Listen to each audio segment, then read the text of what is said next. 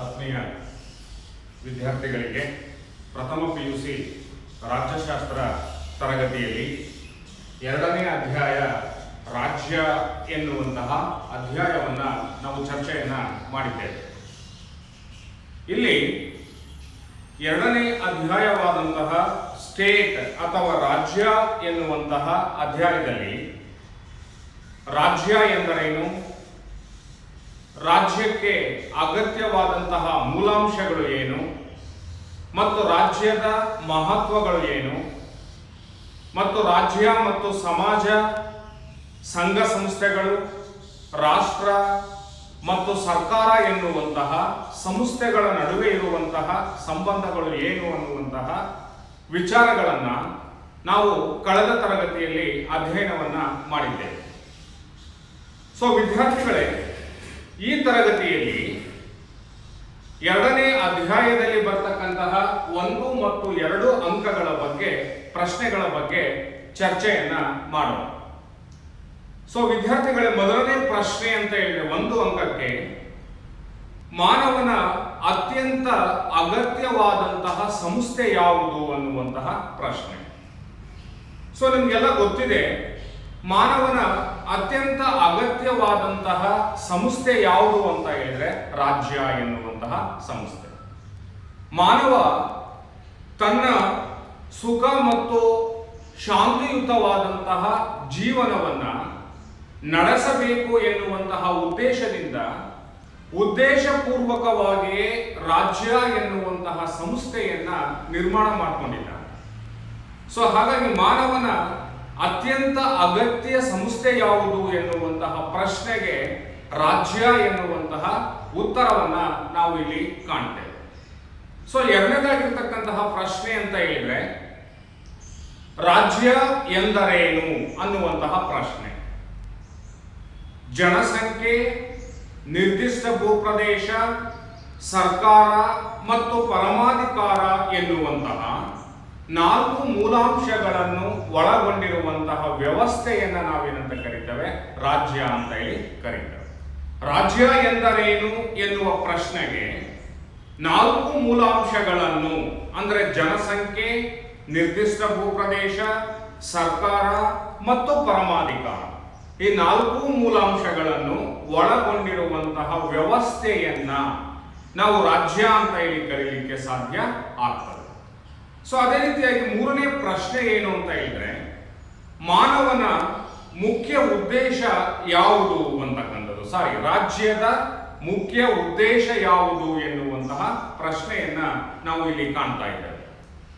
So ಇಲ್ಲಿ ಮಾನವನ ಮೂಲಭೂತವಾದಂತಹ ಉದ್ದೇಶ ಏನು ಅಂತ ಹೇಳಿದ್ರೆ ಶಾಂತಿಯುತವಾದ ಮತ್ತು ಸುಖಕರವಾದಂತಹ ಜೀವನವನ್ನ ನಡೆಸುವುದು ಮಾನವನ ಮೂಲ ಉದ್ದೇಶವಾಗಿದೆ.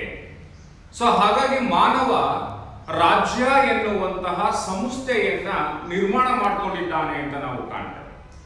ಮಾನವ ಅಲೆಮಾರಿ ಜೀವನದಿಂದ ವ್ಯವಸ್ಥಿತವಾಗಿ ಹಂತ ಹಂತವಾಗಿ ಜೀವನವನ್ನ ಮಾಡ್ತಾ ರಾಜ್ಯ ಎನ್ನುವಂತಹ ಸಂಸ್ಥೆಯನ್ನ ಕಟ್ಕೊಂಡ. ಆ ಹಂತ ಹಂತವಾಗಿ ರಾಜ್ಯ ಎನ್ನುವಂತಹ ಸಂಸ್ಥೆಯನ್ನ ನಿರ್ಮಾಣ ಮಾಡಿಕೊಂಡಂತಹ ಉದ್ದೇಶ ಏನು ಅಥವಾ ರಾಜ್ಯದ ಮೂಲ ಉದ್ದೇಶ ಏನು ಅಂತ ಹೇಳಿದ್ರೆ ಮಾನವನ ಅಭಿವೃದ್ಧಿ ಮತ್ತು ರಕ್ಷಣೆಯೇ ರಾಜ್ಯದ ಮೂಲ ಉದ್ದೇಶ ಎನ್ನುವಂತಹ ಉತ್ತರವನ್ನ ನಾವು ಇಲ್ಲಿ ಗಮನಿಸಬಹುದಾಗಿದೆ ಅಂತಕ್ಕಂಥದ್ದು. ರಾಜ್ಯದ ಮೂಲ ಉದ್ದೇಶ ಏನು? ಮಾನವನ ಬೇಡಿಕೆಗಳನ್ನ ಈಡೇರಿಸ್ತಕ್ಕಂಥದ್ದು. ಮಾನವನ ಬೇಡಿಕೆ ಅಂತ ಹೇಳಿದ್ರೆ ಅವನು ಶಾಂತಿಯುತವಾದಂತಹ ಜೀವನವನ್ನ ಮಾಡಬೇಕು, ಹಾಗಾಗಿ ಅವನಿಗೆ ಸೂಕ್ತವಾದಂತಹ ರಕ್ಷಣೆ ಬೇಕು ಮತ್ತು ಅವನ ಅಭಿವೃದ್ಧಿಯನ್ನ ಮಾಡ್ತಕ್ಕಂಥದ್ದು. ಮಾನವನ ರಕ್ಷಣೆ ಮತ್ತು ಅಭಿವೃದ್ಧಿ, ಈ 2 ಕಾರ್ಯಗಳು ರಾಜ್ಯದ ಮುಖ್ಯ ಉದ್ದೇಶವಾಗಿದೆ ಎನ್ನುವಂಥದ್ದನ್ನ ನಾವು ಇಲ್ಲಿ ಕಾಣ್ತೇವೆ ಅಂತಕ್ಕಂಥದ್ದು. ಸೊ ಅದೇ ರೀತಿಯಾಗಿ ಮತ್ತೊಂದು 1 ಅಂಕದ ಪ್ರಶ್ನೆಯನ್ನು ನಾವು ನೋಡುವುದಾದರೆ ಮಾನವ ಸಮಾಜ ಜೀವಿ ಹಾಗೂ ರಾಜಕೀಯ ಜೀವಿಯೂ ಆಗಿದ್ದಾನೆ ಎಂದು ಹೇಳಿದವರು ಯಾರು ಎನ್ನುವಂತಹ ಒಂದು ಪ್ರಶ್ನೆ.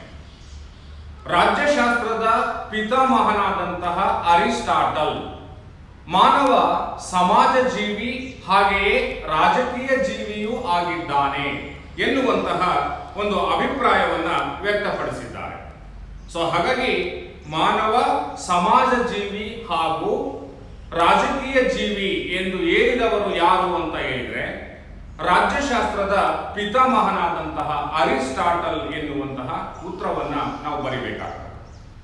ಸೊ ಅದೇ ರೀತಿಯಾಗಿ ರಾಜ್ಯದ ಮೂಲ ಪದ ಯಾವುದು ಎನ್ನುವಂತಹ ಪ್ರಶ್ನೆ. ರಾಜ್ಯದ ಮೂಲ ಪದ ಯಾವುದು ಅಂತ ಹೇಳಿದ್ರೆ ಗ್ರೀಕ್ ಭಾಷೆಯ ಪಾಲಿಸ್ ಎನ್ನುವ ಪದದಿಂದ ಬಂದಿದೆ. ಪಾಲಿಸ್ ಅಂತ ಹೇಳಿದ್ರೆ ನಗರ ರಾಜ್ಯ ಎನ್ನುವಂತಹ ಅರ್ಥ ಬರ್ತದೆ. ಸೊ ಹಾಗಾಗಿ ರಾಜ್ಯದ ಮೂಲ ಪದ ಯಾವುದು ಅಂತ ಕೇಳಿದಾಗ ಗ್ರೀಕ್ ಭಾಷೆಯ ಪಾಲಿಸ್ ಎನ್ನುವ ಮೂಲ ಪದವನ್ನ ಹೊಂದಿದೆ ಎನ್ನುವಂತಹ ಉತ್ತರವನ್ನ ನಾವು ಇಲ್ಲಿ ಕಾಣ್ತೇವೆ. ಸೊ ಮತ್ತೊಂದು ಪ್ರಶ್ನೆ ಅಂತ ಹೇಳಿದ್ರೆ ನಗರ ರಾಜ್ಯಗಳಿಗೆ ಒಂದು ಉದಾಹರಣೆಯನ್ನ ಕೊಡಿ ಎನ್ನುವಂತಹ ಪ್ರಶ್ನೆ. ಪ್ರಾಚೀನ ಗ್ರೀಕರ ಕಾಲದಲ್ಲಿ ಅಥೆನ್ಸ್ ಮತ್ತು ಸ್ಪಾಟಾ ಎನ್ನುವಂತಹ ಎರಡು ಪ್ರಮುಖ ನಗರ ರಾಜ್ಯಗಳಿವೆ.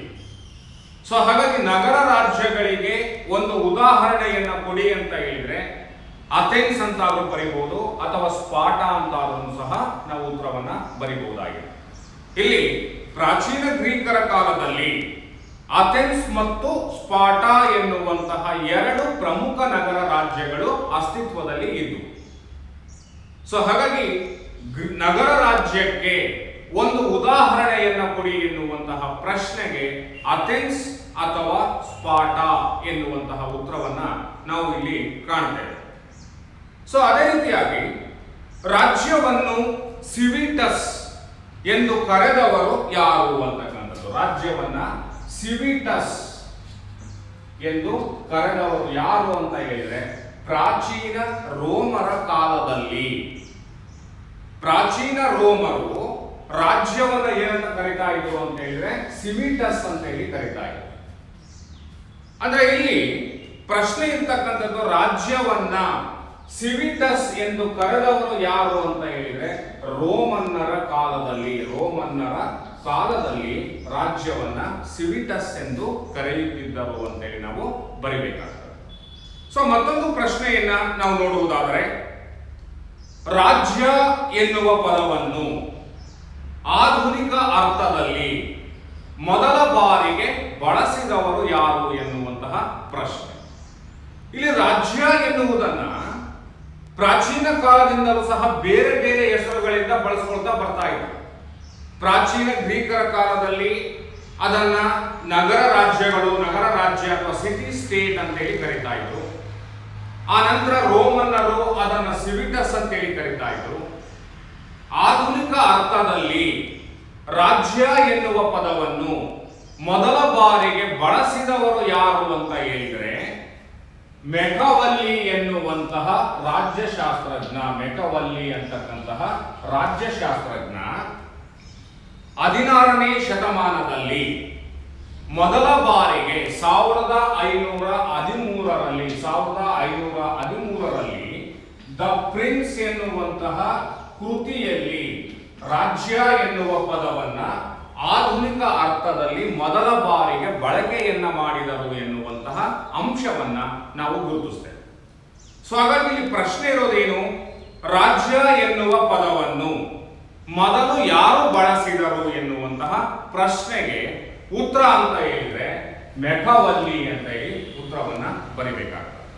ಮೆಕವಲ್ಲಿ ಎನ್ನುವಂತಹ ರಾಜ್ಯಶಾಸ್ತ್ರಜ್ಞನು, ಇಟಲಿಯ ರಾಜ್ಯಶಾಸ್ತ್ರಜ್ಞನು ರಾಜ್ಯ ಎನ್ನುವ ಪದವನ್ನು ಮೊದಲ ಬಾರಿಗೆ ಆಧುನಿಕ ಅರ್ಥದಲ್ಲಿ ಬಳಕೆಯನ್ನ ಮಾಡಿದರು ಎನ್ನುವಂತಹ ಉತ್ತರ. ಮತ್ತೊಂದು ಪ್ರಶ್ನೆ, ದ ಪ್ರಿನ್ಸ್ ಎನ್ನುವ ಕೃತಿಯನ್ನು ಯಾರು ಬರೆದರು ಎನ್ನುವಂತಹ ಪ್ರಶ್ನೆ. ದ ಪ್ರಿನ್ಸ್ ಎನ್ನುವ ಕೃತಿಯನ್ನು 1513ರಲ್ಲಿ ಮೆಕವಲ್ಲಿ ಎನ್ನುವಂತಹ ರಾಜ್ಯಶಾಸ್ತ್ರಜ್ಞನು ರಚಿಸಿದರು ಎನ್ನುವಂತಹ ಉತ್ತರ. ದ ಪ್ರಿನ್ಸ್ ಎನ್ನುವ ಕೃತಿಯನ್ನ ಬರೆದವರು ಯಾರು ಅಂತ ಹೇಳಿದ್ರೆ ಮೆಕವಲ್ಲಿ. ಎಷ್ಟರಲ್ಲಿ ಆ ಕೃತಿ ರಚನೆ ಆಯಿತು ಅಂತ ಹೇಳಿದ್ರೆ 1513ರಲ್ಲಿ. ಆ ಕೃತಿಯಲ್ಲಿ ಮೊದಲ ಬಾರಿಗೆ ರಾಜ್ಯ ಎನ್ನುವ ಪದವನ್ನು ಆಧುನಿಕ ಅರ್ಥದಲ್ಲಿ ಬಳಕೆಯನ್ನ ಮಾಡಲಾಯಿತು ಎನ್ನುವಂತಹ ಉತ್ತರವನ್ನ ನಾವು ಇಲ್ಲಿ ಗಮನಿಸಬೇಕಾಗ್ತದೆ.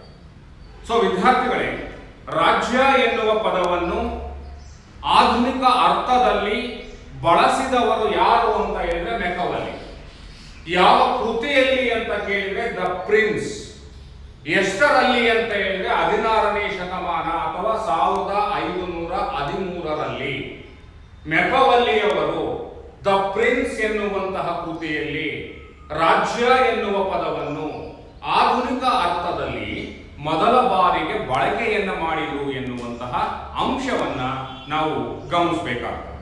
ಸೊ ಅದೇ ರೀತಿಯಾಗಿ ಎಲ್ಲ ಸಂಘ ಸಂಸ್ಥೆಗಳಲ್ಲಿಯೂ ಶ್ರೇಷ್ಠವಾದ ಸಂಸ್ಥೆ ಯಾವುದು ಎನ್ನುವಂತಹ ಪ್ರಶ್ನೆ. ಎಲ್ಲ ಸಂಸ್ಥೆಗಳಲ್ಲಿಯೂ ಅಂತ ಹೇಳಿದ್ರೆ ಕುಟುಂಬ ಎನ್ನುವಂಥದ್ದು ಒಂದು ಸಂಸ್ಥೆ, ಸಮಾಜ ಅಂತಕ್ಕಂಥದ್ದು ಒಂದು ಸಂಸ್ಥೆ, ಸರ್ಕಾರ ಅಂತಕ್ಕಂಥದ್ದು ಒಂದು ಸಂಸ್ಥೆ, ಅದೇ ರೀತಿ ಅನೇಕ ಸಂಘ ಸಂಸ್ಥೆಗಳು ಅಸ್ತಿತ್ವದಲ್ಲಿ ಇದಾವೆ. ರಾಜ್ಯ ಎನ್ನುವಂಥದ್ದು ಸಹ ಒಂದು ಸಂಸ್ಥೆ. ಈ ಎಲ್ಲ ಸಂಸ್ಥೆಗಳಲ್ಲಿ ಶ್ರೇಷ್ಠವಾದ ಸಂಸ್ಥೆ ಯಾವುದು ಅಂತ ಹೇಳಿದ್ರೆ ರಾಜ್ಯ ಎನ್ನುವಂತಹ ಸಂಸ್ಥೆ. ಯಾಕೆ ರಾಜ್ಯವನ್ನ ನಾವು ಶ್ರೇಷ್ಠವಾದಂತಹ ಸಂಸ್ಥೆ ಅಂತೇಳಿ ಕರಿತೀವಿ ಅಂತ ಹೇಳಿದ್ರೆ, ಪರಮಾಧಿಕಾರವನ್ನ ಹೊಂದಿರುವ ಏಕೈಕ ಸಂಸ್ಥೆ ಯಾವುದು ಅಂತ ಹೇಳಿದ್ರೆ ರಾಜ್ಯ.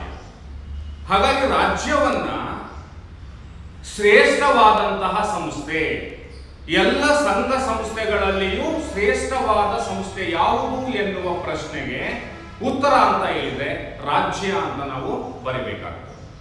ಒಂದು ರಾಜ್ಯದ ಒಳಗಡೆ ಬರ್ತಕ್ಕಂತಹ ಸಮಾಜವೇ ಆಗಿರಲಿ, ಕುಟುಂಬವೇ ಆಗಿರಲಿ, ಸರ್ಕಾರವೇ ಆಗಿರಲಿ, ಯಾವುದೇ ಸಂಘ ಸಂಸ್ಥೆಗಳೇ ಆಗಿರಲಿ ಪರಮಾಧಿಕಾರವನ್ನ ಹೊಂದಿಲ್ಲ. ಪರಮಾಧಿಕಾರವನ್ನ ಹೊಂದಿರುವಂತಹ ಏಕೈಕ ಸಂಸ್ಥೆ ಯಾವುದು ಅಂತ ಹೇಳಿದ್ರೆ ರಾಜ್ಯ. ಹಾಗಾಗಿ ಈ ಎಲ್ಲ ಸಂಘ ಸಂಸ್ಥೆಗಳಲ್ಲಿಯೂ ಅತ್ಯಂತ ಶ್ರೇಷ್ಠವಾದಂತಹ ಸಂಸ್ಥೆ ಅಥವಾ ಮಹಾಸಂಸ್ಥೆ ಯಾವುದು ಅಂತ ಹೇಳಿದ್ರೆ ರಾಜ್ಯ ಎನ್ನುವಂತಹ ಅಂಶವನ್ನ ನಾವು ಅಧ್ಯಯನ ಮಾಡಿದ್ದೇವೆ.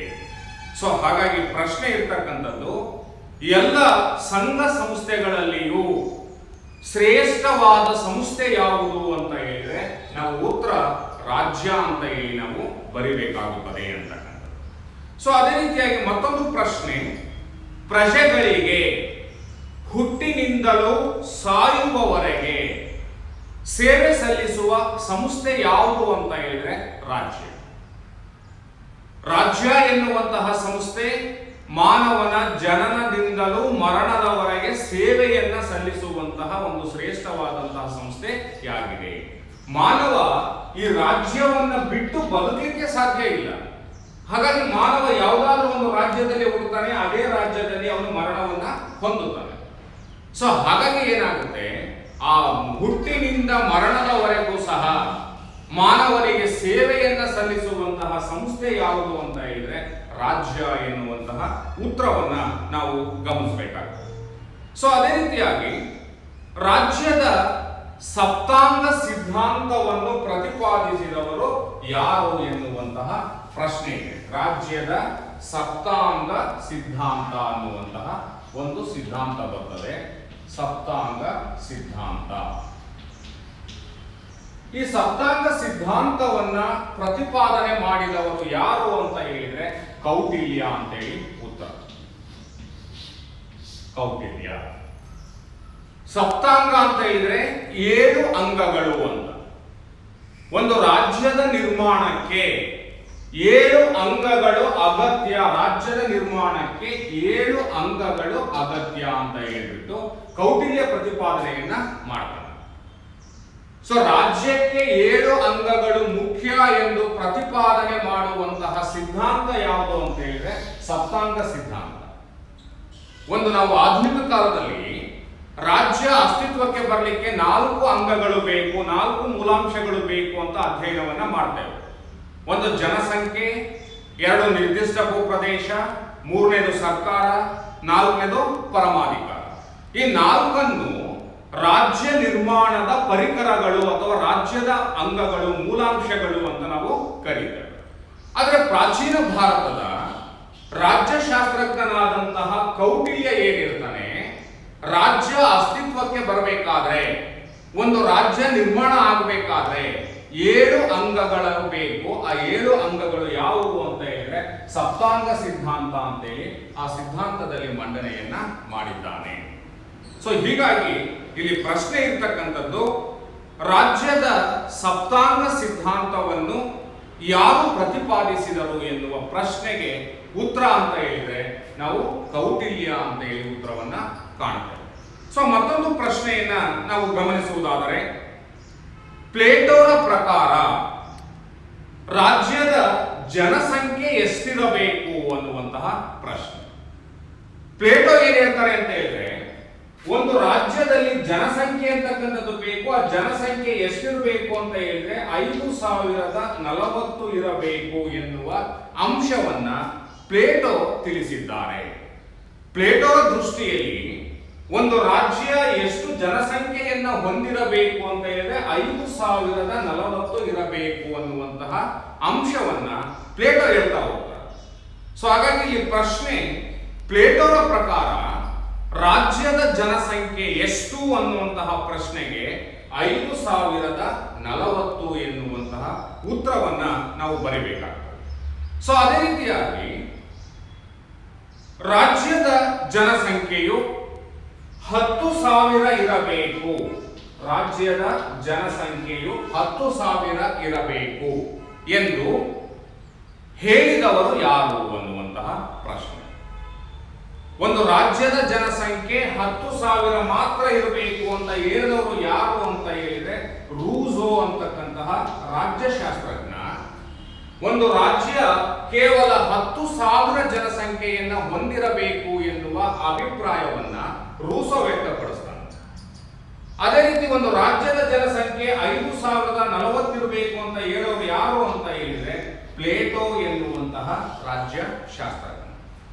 ಸೊ ಹಾಗಾಗಿ ಇಲ್ಲಿ ಪ್ರಶ್ನೆ, ರಾಜ್ಯದ ಜನಸಂಖ್ಯೆಯು 10,000 ಇರಬೇಕು ಎಂದು ಹೇಳಿದವರು ಯಾರು ಅಂತ ಹೇಳಿದ್ರೆ ನಾವು ಉತ್ತರ ರೂಸೋ ಎಂತಕ್ಕಂತಹ ರಾಜ್ಯಶಾಸ್ತ್ರಜ್ಞ ಅಂತೇಳಿ ನಾವು ಬರೀಬೇಕಾಗ್ತದೆ. ಸೊ ಅದೇ ರೀತಿಯಾಗಿ ಅರ್ಥಶಾಸ್ತ್ರ ಎನ್ನುವ ಕೃತಿಯನ್ನು ಯಾರು ಬರೆದರು ಎನ್ನುವಂತಹ ಪ್ರಶ್ನೆ ಇದೆ. ಸೊ ವಿದ್ಯಾರ್ಥಿಗಳಲ್ಲಿ ಅರ್ಥಶಾಸ್ತ್ರ ಎನ್ನುವ ಕೃತಿಯನ್ನ ಬರೆದಿರೋರು ಯಾರು ಅಂತ ಹೇಳಿದ್ರೆ ಕೌಟಿಲ್ಯ. ಪ್ರಾಚೀನ ಭಾರತದ ಅತ್ಯಂತ ಶ್ರೇಷ್ಠವಾದಂತಹ ಒಂದು ಕೃತಿ ಅಂತ ಹೇಳಿದ್ರೆ ಅರ್ಥಶಾಸ್ತ್ರ ಎನ್ನುವಂತಹ ಕೃತಿ. ಅರ್ಥಶಾಸ್ತ್ರ ಎನ್ನುವ ಕೃತಿ. ಈ ಅರ್ಥಶಾಸ್ತ್ರ ಎನ್ನುವ ಕೃತಿಯಲ್ಲಿ ಇಡೀ ರಾಜ್ಯಾಡಳಿತವನ್ನ ಕುರಿತು ತಂತ್ರ ಮತ್ತು ಕುಟಿಲ ನೀತಿಗಳನ್ನ ಕೌಟಿಲ್ಯ ಸಂಪೂರ್ಣವಾಗಿ ವಿವರಣೆಯನ್ನ ನೀಡಿದ್ದಾನೆ. ಕೌಟಿಲ್ಯನ ಅತ್ಯಂತ ಪ್ರಮುಖವಾದಂತಹ ರಾಜಕೀಯಕ್ಕೆ ಸಂಬಂಧಪಟ್ಟಂತಹ ಪ್ರಮುಖವಾದಂತಹ ಕೃತಿ ಯಾವುದು ಅಂತ ಹೇಳಿದ್ರೆ ಅರ್ಥಶಾಸ್ತ್ರ ಎನ್ನುವ ಕೃತಿ. ಇಲ್ಲಿ ಪ್ರಶ್ನೆ ಇರ್ತಕ್ಕಂಥದ್ದು, ಅರ್ಥಶಾಸ್ತ್ರ ಕೃತಿಯನ್ನ ಬರೆದವರು ಯಾರು ಅಂತ ಹೇಳಿದ್ರೆ ಕೌಟಿಲ್ಯ ಎನ್ನುವಂತಹ ಉತ್ತರವನ್ನ ಬರಿಬೇಕಾಗ್ತದೆ. ಸೊ ಇಡೀ ಪ್ರಾಚೀನ ಭಾರತದ ಮೌರ್ಯರ ಕಾಲದಲ್ಲಿನ ಆಡಳಿತ ವ್ಯವಸ್ಥೆಯನ್ನ ಅಂದ್ರೆ ಒಟ್ಟಾರೆಯಾಗಿ ರಾಜ್ಯಶಾಸ್ತ್ರದ ಬಗ್ಗೆ ಪ್ರಾಚೀನ ಭಾರತದಲ್ಲಿ ಅಧ್ಯಯನವನ್ನ ಮಾಡಲಾಗ್ತಾ ಇತ್ತು ಎನ್ನುವುದಕ್ಕೆ ಅತ್ಯುತ್ತಮ ಉದಾಹರಣೆ ಅಂತ ಹೇಳಿದ್ರೆ ಕೌಟಿಲ್ಯ ಬರೆದಿರ್ತಕ್ಕಂತಹ ಅರ್ಥಶಾಸ್ತ್ರ ಎನ್ನುವಂತಹ ಕೃತಿ. ಸೊ ಹಾಗಾಗಿ ಅರ್ಥಶಾಸ್ತ್ರ ಎನ್ನುವ ಕೃತಿಯನ್ನ ಬರೆದವರು ಯಾರು ಅಂತ ಹೇಳಿದ್ರೆ ಪ್ರಾಚೀನ ಭಾರತದ ರಾಜ್ಯಶಾಸ್ತ್ರಜ್ಞ ಅಂತೇಳಿ ನಾವೇನ್ ಕರಿತೀವಿ, ಕೌಟಿಲ್ಯ ಆ ಕೃತಿಯನ್ನ ರಚಿಸಿದ್ದಾರೆ ಎನ್ನುವಂತಹ ಅಂಶವನ್ನ ನಾವು ಇಲ್ಲಿ ಕಾಣಬಹುದು. ಸೊ ಅದೇ ರೀತಿಯಾಗಿ ವಿಶ್ವದಲ್ಲಿಯೇ ಅತ್ಯಂತ ಹೆಚ್ಚು ಜನಸಂಖ್ಯೆಯನ್ನ ಹೊಂದಿರುವ ರಾಷ್ಟ್ರ ಯಾವುದು ಅಥವಾ ದೇಶ ಯಾವುದು ಎನ್ನುವ ಪ್ರಶ್ನೆ. ಬಹುಶಃ ವಿದ್ಯಾರ್ಥಿಗಳ ನಿಮ್ಮೆಲ್ಲರಿಗೂ ಗೊತ್ತಿದೆ, ಇವತ್ತು ಇಡೀ ವಿಶ್ವದಲ್ಲಿ ಅತ್ಯಂತ ಹೆಚ್ಚು ಜನಸಂಖ್ಯೆಯನ್ನು ಹೊಂದಿರುವ ರಾಷ್ಟ್ರ ಅಂತ ಹೇಳಿದ್ರೆ ನಾವು ಚೀನಾ ಅಂತ ಗುರುತಿಸ್ತೇವೆ. ಸೊ ಎರಡನೇ ರಾಷ್ಟ್ರ ಯಾವುದು, ಅದಕ್ಕೆ ನಾವು ಪೈಪೋಟಿಯನ್ನು ಕೊಡ್ತಾ ಇರ್ತಕ್ಕಂಥ ರಾಷ್ಟ್ರ, ಎರಡನೇ ಸ್ಥಾನದಲ್ಲಿ ಇರ್ತಕ್ಕಂಥ ರಾಷ್ಟ್ರ ಯಾವುದು ಅಂತ ಹೇಳಿದ್ರೆ ಭಾರತ. ವಿಶ್ವದಲ್ಲಿಯೇ ಅತ್ಯಂತ ಹೆಚ್ಚು ಜನಸಂಖ್ಯೆಯನ್ನು ಹೊಂದಿರುವ ಎರಡು ರಾಷ್ಟ್ರಗಳನ್ನು ಗುರುತಿಸಿ ಅಂತ ಹೇಳಿದ್ರೆ ಮೊದಲನೇ ಸ್ಥಾನ ಚೀನಾ, ಎರಡನೇ ಸ್ಥಾನ ಭಾರತ ಎನ್ನುವಂತಹ ಉತ್ತರವನ್ನ ನಾವು ಬರೀಬೇಕಾಗ್ತದೆ. ಸೊ ಅದೇ ರೀತಿಯಾಗಿ ವಿಶ್ವದಲ್ಲಿಯೇ ಅತ್ಯಂತ ಕಡಿಮೆ ಜನಸಂಖ್ಯೆಯನ್ನ ಹೊಂದಿರುವ 2 ರಾಷ್ಟ್ರಗಳನ್ನ ಹೆಸರಿಸಿ ಅಂತಕ್ಕಂಥದ್ದು.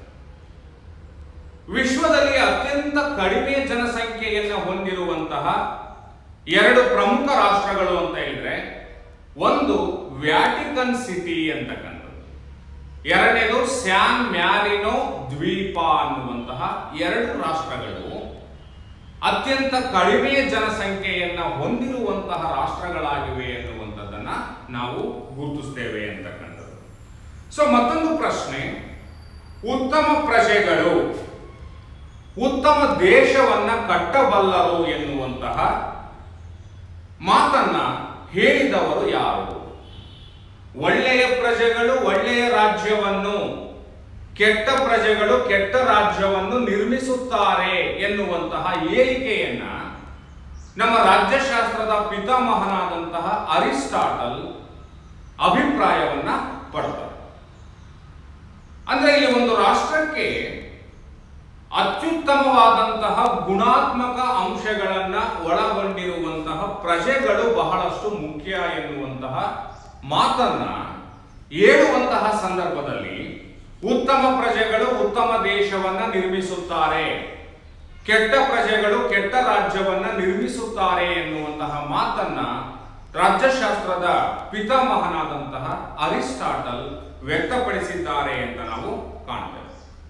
ಸೊ ಅದೇ ರೀತಿಯಾಗಿ ನಿರ್ದಿಷ್ಟ ಭೂಪ್ರದೇಶ ಎಂದರೇನು ಎನ್ನುವಂತಹ ಒಂದು ಪ್ರಶ್ನೆ. ಇಲ್ಲಿ ನಿರ್ದಿಷ್ಟ ಭೂಪ್ರದೇಶ ಅಂತ ಹೇಳಿದ್ರೆ,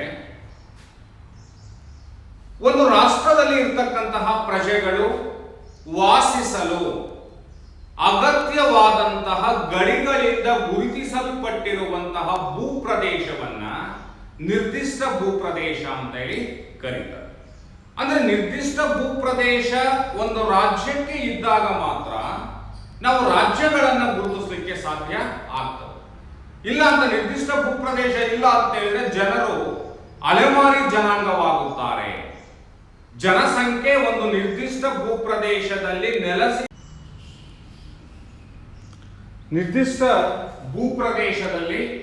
ನೆಲೆಸಿದಾಗ ಮಾತ್ರ ರಾಜ್ಯ ಅಸ್ತಿತ್ವಕ್ಕೆ ಬರಲಿಕ್ಕೆ ಸಾಧ್ಯ. ಸೊ ಅದೇ ರೀತಿಯಾಗಿ ಮತ್ತೊಂದು ಪ್ರಶ್ನೆ ಅಂತ ಹೇಳಿದ್ರೆ, ಸರ್ಕಾರ ಎಂದರೇನು ಅಂತ ಹೇಳಿ, ರಾಜ್ಯದ ಬೇಡಿಕೆಗಳನ್ನ ಈಡೇರಿಸಿಕೊಳ್ಳಲು ರಾಜ್ಯ ನಿರ್ಮಿಸಿಕೊಂಡಿರುವಂತಹ ನಿಯೋಗವನ್ನು ಸರ್ಕಾರ ಎಂದು ಕರೆಯುತ್ತೇವೆ ಅಂತಕ್ಕಂಥದ್ದು. ಅಂದ್ರೆ ರಾಜ್ಯದ ಬೇಡಿಕೆಗಳನ್ನ ಈಡೇರಿಸಿಕೊಳ್ಳಲು ರಾಜ್ಯ ರೂಪಿಸಿಕೊಂಡಿರುವ ಸಾಧನವನ್ನ ನಾವೇನಂತ ಕರೀತೇವೆ? ಸರ್ಕಾರ ಅಂತ ಹೇಳಿ ಕರೀತೇವೆ. ಸೊ ಅದೇ ರೀತಿಯಾಗಿ ಪರಮಾಧಿಕಾರ ಎಂದರೇನು ಎನ್ನುವ ಒಂದು ಪ್ರಶ್ನೆ. ಯಾರೂ ಪ್ರಶ್ನಿಸಲು ಸಾಧ್ಯವಾಗದೇ ಇರುವ, ರಾಜ್ಯ ಮಾತ್ರ ಹೊಂದಿರುವ ಶ್ರೇಷ್ಠ ಅಧಿಕಾರವನ್ನ ಪರಮಾಧಿಕಾರ ಅಂತ ಹೇಳಿ ಕರೀತೇವೆ. ಯಾರೂ ಪ್ರಶ್ನಿಸಲು ಸಾಧ್ಯವಾಗದೇ ಇರುವ ಹಾಗೂ ರಾಜ್ಯ ಮಾತ್ರ ಹೊಂದಿರುವ ಶ್ರೇಷ್ಠ ಅಧಿಕಾರವನ್ನ ಪರಮಾಧಿಕಾರ ಅಂತ ಹೇಳಿ ನಾವು ಕರೀತೇವೆ.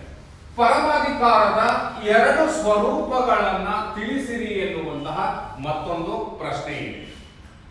ಪರಮಾಧಿಕಾರ ಅಂತ ಹೇಳಿದ್ರೆ, ಯಾರೂ ಪ್ರಶ್ನಿಸಲು ಸಾಧ್ಯವಾಗದೇ ಇರುವ ಹಾಗೂ ರಾಜ್ಯ ಮಾತ್ರ ಹೊಂದಿರುವಂತಹ ಶ್ರೇಷ್ಠ ಅಧಿಕಾರವೇ ಪರಮಾಧಿಕಾರ ಅಂತಕ್ಕಂಥದ್ದು. ಪರಮಾಧಿಕಾರದ 2 ಸ್ವರೂಪಗಳನ್ನ ತಿಳಿಸಿರಿ ಅಂತ ಹೇಳಿದ್ರೆ, ಪರಮಾಧಿಕಾರವು 2 ಸ್ವರೂಪಗಳನ್ನ ಹೊಂದಿದೆ.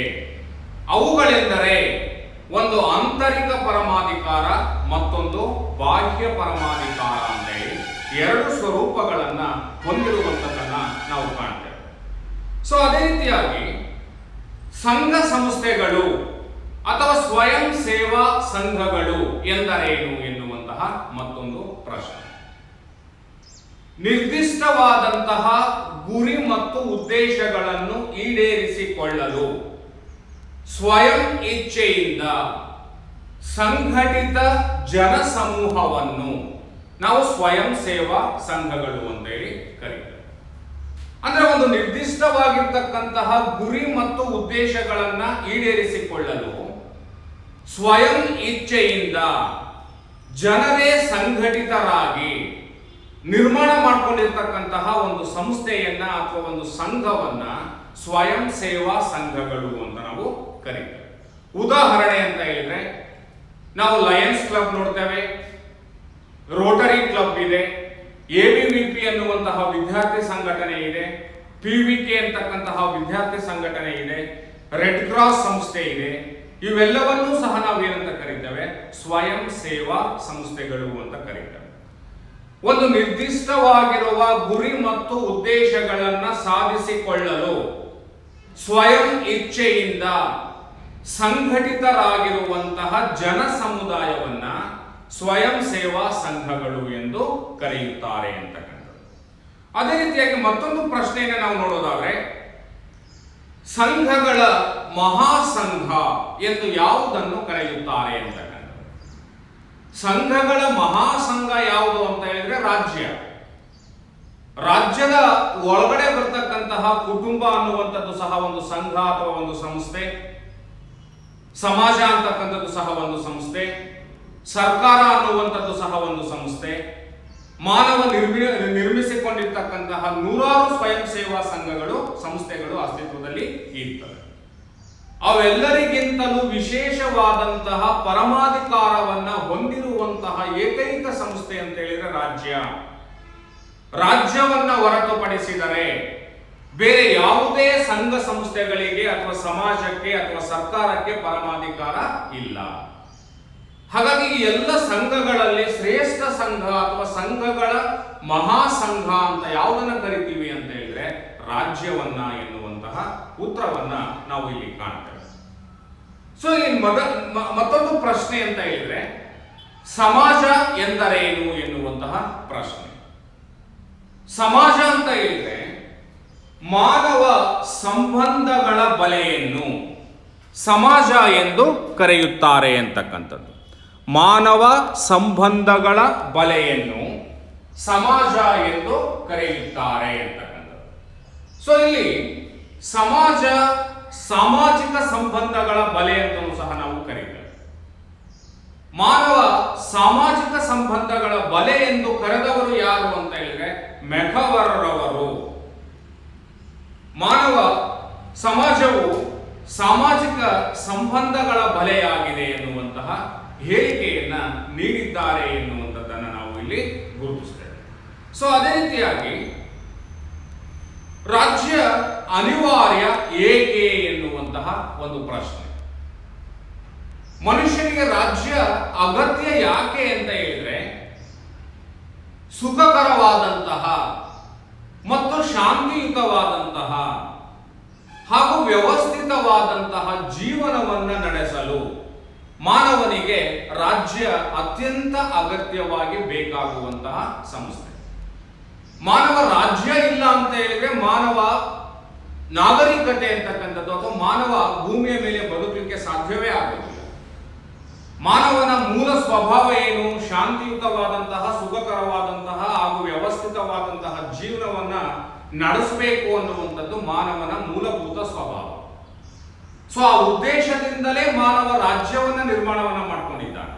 ಹಾಗಾಗಿ ಮಾನವನಿಗೆ ರಾಜ್ಯ ಎನ್ನುವಂಥದ್ದು ಅನಿವಾರ್ಯ ಮತ್ತು ಅಗತ್ಯವಾದಂತಹ ಸಂಸ್ಥೆಯಾಗಿದೆ ಎನ್ನುವಂಥದ್ದನ್ನ ನಾವು ಗಮನಿಸ್ತೇವೆ. ಸೊ ಅದೇ ರೀತಿಯಾಗಿ ಮತ್ತೊಂದು ಪ್ರಶ್ನೆ ಅಂತ ಹೇಳಿದ್ರೆ ರಾಜ್ಯದ ಉಗಮಕ್ಕೆ ಸಂಬಂಧಿಸಿದಂತೆ ಎರಡು ಸಿದ್ಧಾಂತಗಳನ್ನ ಹೆಸರಿಸಿ ಎನ್ನುವಂತಹ ಪ್ರಶ್ನೆ. ರಾಜ್ಯ ಹೇಗೆ ಹುಟ್ಟಿ ಬಂದಿತು ಎನ್ನುವುದಕ್ಕೆ ಹಲವಾರು ಸಿದ್ಧಾಂತಗಳಿದ್ದಾವೆ. ಅದರಲ್ಲಿ ಎರಡು ಪ್ರಮುಖವಾದಂತಹ ಸಿದ್ಧಾಂತ ಅಂತ ಹೇಳಿದ್ರೆ ಒಂದು ದೈವಿಕ ಸಿದ್ಧಾಂತ ಅಂತಕ್ಕಂಥ. ದೈವಿಕ ಸಿದ್ಧಾಂತ ಏನಿರುತ್ತೆ ಅಂತ ಹೇಳಿದ್ರೆ ದೇವರೇ ರಾಜ್ಯ ಎನ್ನುವಂತಹ ಸಂಸ್ಥೆಯನ್ನ ನಿರ್ಮಿಸಿಕೊಟ್ಟಿದ್ದಾನೆ ಎನ್ನುವಂಥದ್ದು ದೈವಿಕ ಸಿದ್ಧಾಂತದ ಪ್ರತಿಪಾದನೆ. ಎರಡನೇದಾಗಿರ್ತಕ್ಕಂತಹ ಪ್ರಮುಖ ಸಿದ್ಧಾಂತ ಅಂತ ಹೇಳಿದ್ರೆ ಸಾಮಾಜಿಕ ಒಪ್ಪಂದದ ಸಿದ್ಧಾಂತ ಅಂತಕ್ಕಂಥದ್ದು, ಸೋಷಿಯಲ್ ಕಾಂಟ್ರಾಕ್ಟ್ ಥಿಯರಿ ಅಂತ ಕರೀತಾರೆ. ಅಂದ್ರೆ ಇಲ್ಲಿ ಸಾಮಾಜಿಕ ಒಪ್ಪಂದ ಸಿದ್ಧಾಂತದ ಪ್ರಕಾರ ಮಾನವನ ಒಪ್ಪಂದದ ಮೂಲಕ ರಾಜ್ಯ ಎನ್ನುವಂತಹ ಸಂಸ್ಥೆ ಅಸ್ತಿತ್ವಕ್ಕೆ ಬಂದಿತ್ತು ಎನ್ನುವಂಥದ್ದು ಈ ಸಾಮಾಜಿಕ ಒಪ್ಪಂದ ಸಿದ್ಧಾಂತ ಪ್ರತಿಪಾದನೆಯನ್ನ ಮಾಡುತ್ತದೆ. ಸೊ ಒಟ್ಟಾರೆಯಾಗಿ ರಾಜ್ಯದ ಉಗಮಕ್ಕೆ ಸಂಬಂಧಿಸಿದಂತೆ ಎರಡು ಸಿದ್ಧಾಂತಗಳನ್ನ ಹೆಸರಿಸಿ ಎನ್ನುವ ಪ್ರಶ್ನೆಗೆ ನಾವು ಉತ್ತರವನ್ನ ಒಂದು ದೈವಿಕ ಸಿದ್ಧಾಂತ, ಎರಡನೇದು ಸಾಮಾಜಿಕ ಒಪ್ಪಂದ ಸಿದ್ಧಾಂತ, ಮೂರನೇದು ಶಕ್ತಿ ಸಿದ್ಧಾಂತ, ನಾಲ್ಕನೇದು ಐತಿಹಾಸಿಕ ಕ್ರಮಬದ್ಧ ವಿಕಾಸ ಸಿದ್ಧಾಂತ, ಹೀಗೆ ಅನೇಕ ಸಿದ್ಧಾಂತಗಳನ್ನ ಕಾಣಲಿಕ್ಕೆ ಸಾಧ್ಯ ಇದೆ ಅಂತಕ್ಕಂಥದ್ದು. ಸೊ ಅದೇ ರೀತಿಯಾಗಿ ಮತ್ತೊಂದು ಪ್ರಶ್ನೆ ಅಂತ ಹೇಳಿದ್ರೆ, ಕಲ್ಯಾಣ ರಾಜ್ಯ ಎಂದರೇನು, ವೆಲ್ಫೇರ್ ಸ್ಟೇಟ್ ಎಂದರೇನು ಅನ್ನುವಂತಹ ಪ್ರಶ್ನೆ. ಇಲ್ಲಿ ನಾವು ರಾಜ್ಯಗಳಲ್ಲಿ ಹಂತ ಹಂತವಾಗಿ ರಾಜ್ಯದ ಉದ್ದೇಶವನ್ನ ಆಧರಿಸಿ ರಾಜ್ಯಗಳನ್ನ ನಾವು ಸಾಮಾನ್ಯವಾಗಿ ಮೂರು ರೀತಿಯ ರಾಜ್ಯಗಳು ಅಂತ ಗುರುತಿಸ್ತೇವೆ. ಒಂದು ಪೊಲೀಸ್ ರಾಜ್ಯ ಅಂತ ಬರ್ತದೆ. ಪೊಲೀಸ್ ರಾಜ್ಯ ಅಂತ ಹೇಳಿದ್ರೆ ಯಾವ ರಾಜ್ಯವು ಪ್ರಜೆಗಳಿಗೆ ಕೇವಲ ರಕ್ಷಣೆಯ ಉದ್ದೇಶವನ್ನ ಮಾತ್ರ ಹೊಂದಿರುತ್ತದೆಯೋ ಆ ರಾಜ್ಯವನ್ನು ನಾವೇನಂತ ಕರಿತೀವಿ ಅಂತ ಹೇಳಿದ್ರೆ ಪೊಲೀಸ್ ಸ್ಟೇಟ್ ಅಂತ ಹೇಳಿ ಕರೆದು. ಎರಡನೇದಾಗಿರ್ತಕ್ಕಂಥದ್ದು ಅಂತ ಹೇಳಿದ್ರೆ ಕನಿಷ್ಠ ಕಾರ್ಯಗಳ ರಾಜ್ಯ ಅಂತಕ್ಕಂಥದ್ದು. ಕನಿಷ್ಠ ಕಾರ್ಯಗಳ ರಾಜ್ಯ ಅಂತ ಹೇಳಿ ಯಾವ ರಾಜ್ಯವು ಕೆಲವೇ ಕಾರ್ಯಗಳನ್ನ ಮಾತ್ರ ನಿರ್ವಹಿಸುತ್ತದೆಯೋ ಅಂತಹ ರಾಜ್ಯವನ್ನು ನಾವೇನಂತ ಕರ್ಕೊಂಡ್ವಿ ಅಂತ ಹೇಳಿದ್ರೆ ಕನಿಷ್ಠ ಕಾರ್ಯಗಳ ರಾಜ್ಯ ಅಂತ ಕರೆದು. ಸೊ ಆಧುನಿಕ ಕಾಲದಲ್ಲಿ ನಾವು ವೆಲ್ಫೇರ್ ಸ್ಟೇಟ್ ಅಂತ ಕರಿತೀವಿ. ವೆಲ್ಫೇರ್ ಸ್ಟೇಟ್ ಅಥವಾ ಕಲ್ಯಾಣ ರಾಜ್ಯ ಅಂತ ಕರಿತೀವಿ. ಏನು ಕಲ್ಯಾಣ ರಾಜ್ಯದ ಎಂದರೇನು ಅಂತ ಹೇಳಿದ್ರೆ ಯಾವ ರಾಜ್ಯವು ತನ್ನ ಪ್ರಜೆಗಳಿಗೆ ರಕ್ಷಣೆ ಮತ್ತು ಅಭಿವೃದ್ಧಿ ಎರಡೂ ಉದ್ದೇಶಗಳನ್ನ ಹೊಂದಿ ಕಾರ್ಯನಿರ್ವಹಿಸುತ್ತದೆಯೋ ಅಂತಹ ರಾಜ್ಯವನ್ನ ಕಲ್ಯಾಣ ರಾಜ್ಯ ಅಥವಾ ವೆಲ್ಫೇರ್ ಸ್ಟೇಟ್ ಅಂತ ಕರೀತಾರೆ.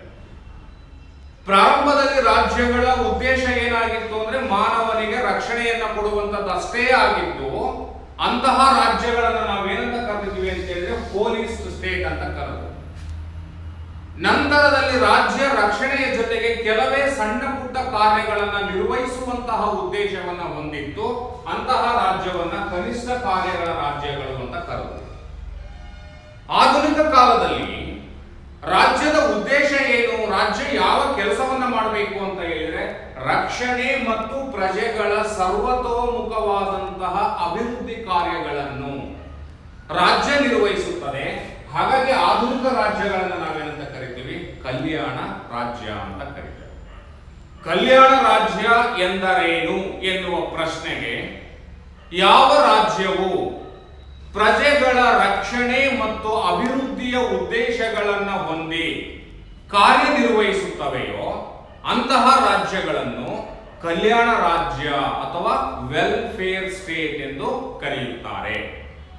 ಆಧುನಿಕ ಕಾಲದ ಎಲ್ಲ ರಾಜ್ಯಗಳು ಸಹ ಕಲ್ಯಾಣ ರಾಜ್ಯಗಳಾಗಿವೆ ಅಥವಾ ವೆಲ್ಫೇರ್ ಸ್ಟೇಟಿನ ಉದ್ದೇಶವನ್ನ ಹೊಂದಿವೆ ಅಂತೇಳಿ ನಾವು ಗುರುತಿಸಲಿಕ್ಕೆ ಸಾಧ್ಯ ಇದೆ ಅಂತಕ್ಕಂಥದ್ದು.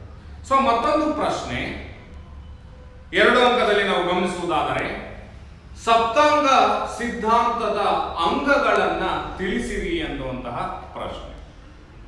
ಕೌಟಿಲ್ಯ ಪ್ರತಿಪಾದನೆ ಮಾಡಿರ್ತಕ್ಕಂತಹ ಸಪ್ತಾಂಗ ಸಿದ್ಧಾಂತ ಅಂತ ಹೇಳಿದ್ರೆ 7 ಅಂಗಗಳು. ಸಪ್ತಾಂಗ ಅಂತ ಹೇಳಿದ್ರೆ 7 ಅಂಗಗಳು. ಆ 7 ಅಂಗಗಳನ್ನ ತಿಳಿಸಿರಿ ಅಂತ ಕೇಳಿದ್ದಾರೆ. ಸೊ 7 ಅಂಗಗಳಲ್ಲಿ ಮೊದಲನೇ ಅಂಗ ಯಾವುದು ಅಂತ ಹೇಳಿದ್ರೆ ಕೌಟಿಲ್ಯನ ಪ್ರಕಾರ ಸಪ್ತಾಂಗ ಸಿದ್ಧಾಂತದಲ್ಲಿ ಸ್ವಾಮಿ ಅಂತ ಕರೀತಾರೆ. ಸ್ವಾಮಿ, ಅಮಾತ್ಯ, ಜನಪದ, ಕೋಶ, ಬಲ ಮತ್ತು ದುರ್ಗ ಮತ್ತು ಮಿತ್ರ, ಈ 7 ಅಂಗಗಳನ್ನ ಸಪ್ತಾಂಗ ಅಂತ ಹೇಳಿ ಕರೆದಿದ್ದಾರೆ. ಸಪ್ತಾಂಗಗಳು ಯಾವುವು ಅಂತ ಹೇಳಿದ್ರೆ ಮೊದಲನೇದಾಗಿರ್ತಕ್ಕಂಥದ್ದು ಸ್ವಾಮಿ ಅಂತಕ್ಕಂಥದ್ದು, ಎರಡನೇದಾಗಿರ್ತಕ್ಕಂಥದ್ದು ಅಮಾತ್ಯ ಅಂತ ಹೇಳಿ, ಮೂರನೇದಾಗಿರ್ತಕ್ಕಂಥದ್ದು ಜನಪದ ಎನ್ನುವಂತಹ ಒಂದು ಅಂಗ ಬೇಕು ಅಂತ ಹೇಳ್ತಾರೆ. ನಾಲ್ಕನೇದಾಗಿರ್ತಕ್ಕಂಥದ್ದು ದುರ್ಗ ಅಂತ ಹೇಳಿದ್ರೆ ಕೋಟೆಗಳು ಅಗತ್ಯ ಅಂತಕ್ಕಂಥದ್ದು. ಸೊ ನಂತರ ಕೋಶ ಅನ್ನುವಂಥದ್ದು ಬೇಕು. ಕೋಶ ಅಂತಂದ್ರೆ ಹಣ ಅಥವಾ ಖಜಾನೆ. ಬಲ ಅಂತಕ್ಕಂಥದ್ದು, ಬಲ ಅಂತ ಹೇಳಿದ್ರೆ ರಕ್ಷಣೆ, ಮಿಲಿಟರಿ. ಕೊನೆಯದಾಗಿರ್ತಕ್ಕಂಥದ್ದು ಮಿತ್ರ. ಹೀಗೆ 7 ಅಂಗಗಳು.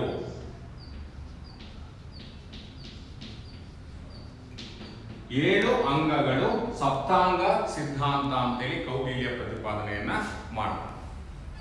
ಒಂದು ರಾಜ್ಯ ಅಸ್ತಿತ್ವಕ್ಕೆ ಬಂದು ಮುಂದುವರೆಯಬೇಕಾದರೆ ಆ ರಾಜ್ಯಕ್ಕೆ ಈ 7 ಅಂಗಗಳು ಬಹಳಷ್ಟು ಮುಖ್ಯ ಎನ್ನುವಂಥದ್ದನ್ನ ಕೌಟಿಲ್ಯ ತನ್ನ ಸಪ್ತಾಂಗ ಸಿದ್ಧಾಂತದಲ್ಲಿ ಪ್ರತಿಪಾದನೆಯನ್ನ ಮಾಡಿದ್ದಾನೆ. ಸಪ್ತಾಂಗ ಅಂತ ಹೇಳಿದ್ರೆ 7 ಅಂಗಗಳು. ಯಾವ್ಯಾವು? ಸ್ವಾಮಿ. ಸ್ವಾಮಿ ಅಂತ ಹೇಳಿದ್ರೆ ನಾವು ಏನಂತ ಅರ್ಥ ಮಾಡ್ಕೊಳ್ಬೇಕು? ರಾಜ ಅಂತ ಹೇಳಿ, ಕಿಂಗ್. ಎರಡನೇದಾಗಿರ್ತಕ್ಕಂಥದ್ದು ಅಮಾತ್ಯ. ಅಮಾತ್ಯ ಅಂತ ಹೇಳಿದ್ರೆ ಮಂತ್ರಿ. ಮೂರನೇದು ಜನಪದ ಅಂತ ಹೇಳಿದ್ರೆ 2 ಸೇರಿರ್ತದೆ, ಜನಸಂಖ್ಯೆ. ಪದ ಅಂತ ಹೇಳಿದ್ರೆ ಭೂಪ್ರದೇಶ, ಜನಸಂಖ್ಯೆ ಮತ್ತು ಭೂಪ್ರದೇಶ. ನಾಲ್ಕನೇದಾಗಿರ್ತಕ್ಕಂಥದ್ದು ದುರ್ಗ ಅಂತ ಹೇಳಿದ್ರೆ ಕೋಟೆಗಳು. ಕೋಶ ಅಂತ ಹೇಳಿದ್ರೆ ಖಜಾನೆ ಅಥವಾ ಸಂಪನ್ಮೂಲಗಳು. ಬಲ ಅಂತ ಹೇಳಿದ್ರೆ ಶಕ್ತಿ ಅಂತ ಹೇಳಿದ್ರೆ ರಕ್ಷಣೆಗೋಸ್ಕರ ಸೈನ್ಯ. ಮಿತ್ರ ಅಂತ ಹೇಳಿದ್ರೆ ಪಕ್ಕದ ರಾಜ್ಯದ ಸ್ನೇಹಿತ. ಸೊ ಈ 7 ಅಂಗಗಳನ್ನ ಕೌಟಿಲ್ಯ ಏನಂತ ಕರೀತಾನೆ? ಸಪ್ತಾಂಗ ಸಿದ್ಧಾಂತ ಅಂತ ಹೇಳಿ ಕರೆದಿದ್ದಾನೆ. ಸಪ್ತಾಂಗಗಳು ಅಂದ್ರೆ 7 ಅಂಗಗಳು. ಯಾವ್ಯಾವು ಅಂತ ಹೇಳಿದ್ರೆ ಸ್ವಾಮಿ, ಅಮಾತ್ಯ, ಜನಪದ, ದುರ್ಗ, ಕೋಶ, ಬಲ ಮತ್ತು ಮಿತ್ರ. ಈ 7 ಅಂಗಗಳನ್ನ ಕೌಟಿಲ್ಯ ಸಪ್ತಾಂಗ ಸಿದ್ಧಾಂತದಲ್ಲಿ ಪ್ರತಿಪಾದನೆಯನ್ನ ಮಾಡಿದ್ದಾನೆ. ಸೊ ರಾಜ್ಯದ 4 ಮೂಲಾಂಶಗಳನ್ನ ಹೆಸರಿಸಿ ಎನ್ನುವಂತಹ ಪ್ರಶ್ನೆ. ನಿಮ್ಗೆಲ್ಲ ಗೊತ್ತಿದೆ, ಒಂದು ರಾಜ್ಯ ಅಸ್ತಿತ್ವಕ್ಕೆ ಬರಬೇಕಾದ್ರೆ 4 ಮೂಲಾಂಶಗಳು ಬೇಕು. ಒಂದು ಜನಸಂಖ್ಯೆ, ಎರಡನೇದು ನಿರ್ದಿಷ್ಟ ಭೂಪ್ರದೇಶ, ಮೂರನೇದು ಸರ್ಕಾರ, ನಾಲ್ಕನೇದು ಪರಮಾಧಿಕಾರ. ಇವನ್ನ ರಾಜ್ಯದ 4 ಮೂಲಾಂಶಗಳು ಅಂತೇಳಿ ನಾವು ಕರಿತೇವೆ. ಸೊ ಮತ್ತೊಂದು ಪ್ರಶ್ನೆ ಅಂತ ಹೇಳಿದ್ರೆ, ಹೆಚ್ಚು ಭೂಪ್ರದೇಶವನ್ನ ಹೊಂದಿರುವ 2 ರಾಜ್ಯಗಳನ್ನ ಹೆಸರಿಸಿ ಅಂತ ಹೇಳಿದ್ರೆ, ಒಂದು ಅಮೆರಿಕ ಮತ್ತು ರಷ್ಯಾ ಮತ್ತು ಭಾರತ ಅಂತೇಳಿ ನಾವು ಬರೀಬಹುದು. ಕಡಿಮೆ ಭೂಪ್ರದೇಶವನ್ನ ಹೊಂದಿರುವ 2 ರಾಜ್ಯಗಳನ್ನ ಹೆಸರಿಸಿ ಅಂತ ಹೇಳಿದ್ರೆ, ವ್ಯಾಟಿಕನ್ ಸಿಟಿ ಅಂತಕ್ಕಂಥದ್ದು, ಸ್ಯಾನ್ ಮ್ಯಾರಿನೋ ಅಂತಕ್ಕಂತಹ ದ್ವೀಪಗಳನ್ನ ನಾವು ಇಲ್ಲಿ ಹೆಸರಿಸಲಿಕ್ಕೆ ಸಾಧ್ಯ ಆಗ್ತದೆ. ಸೊ ಸರ್ಕಾರದ 3 ಅಂಗಗಳನ್ನ ಹೆಸರಿಸಿ ಎನ್ನುವಂತಹ ಪ್ರಶ್ನೆ. ಸರ್ಕಾರವು 3 ಅಂಗಗಳನ್ನು ಹೊಂದಿದೆ. ಒಂದು ಶಾಸಕಾಂಗ, ಎರಡನೇದು ಕಾರ್ಯಾಂಗ, ಮೂರನೇದು ನ್ಯಾಯಾಂಗ ಅಂತಕ್ಕಂಥದ್ದು. ಶಾಸಕಾಂಗ ಶಾಸನಗಳನ್ನ ಮಾಡ್ತದೆ, ಕಾರ್ಯಾಂಗ ಅವುಗಳನ್ನು ಜಾರಿಗೊಳಿಸ್ತದೆ, ಮತ್ತು ನ್ಯಾಯಾಂಗ ನ್ಯಾಯ ತೀರ್ಮಾನವನ್ನ ಮಾಡುವಂತಹ ಕಾರ್ಯವನ್ನ ಮಾಡುತ್ತದೆ ಎನ್ನುವಂತಹ. ಸೊ ಹೀಗೆ ವಿದ್ಯಾರ್ಥಿಗಳೇ, ನಾವು 2ನೇ ಅಧ್ಯಾಯದಲ್ಲಿ ಸುಮಾರು ಒಂದು 30 1 ಮತ್ತು 2 ಅಂಕದ ಪ್ರಶ್ನೆಗಳ ಬಗ್ಗೆ ಚರ್ಚೆಯನ್ನ ಮಾಡಿದ್ದೇವೆ. ಸೊ ಪರೀಕ್ಷಾ ದೃಷ್ಟಿಯಿಂದ ನಾವು ನೋಡುವುದಾದರೆ ಈ ಅಧ್ಯಾಯದಲ್ಲಿ ನಾವು ಕನಿಷ್ಠ 10 ರಿಂದ 15 ಅಂಕಗಳನ್ನ ನಿರೀಕ್ಷೆಯನ್ನ ಮಾಡಲಿಕ್ಕೆ ಸಾಧ್ಯ ಆಗ್ತದೆ. ಸಾಮಾನ್ಯವಾಗಿ ಈ ಅಧ್ಯಾಯದಲ್ಲಿ ರಾಜ್ಯದ ಮೂಲಾಂಶಗಳನ್ನ ವಿವರಿಸಿರಿ ಅಂತ ಹೇಳಿ 10 ಅಂಕದ ಪ್ರಶ್ನೆ ಹೆಚ್ಚು ಬಾರಿ ನಿರೀಕ್ಷಿತವಾಗಿರ್ತಕ್ಕಂತಹ ಪ್ರಶ್ನೆ.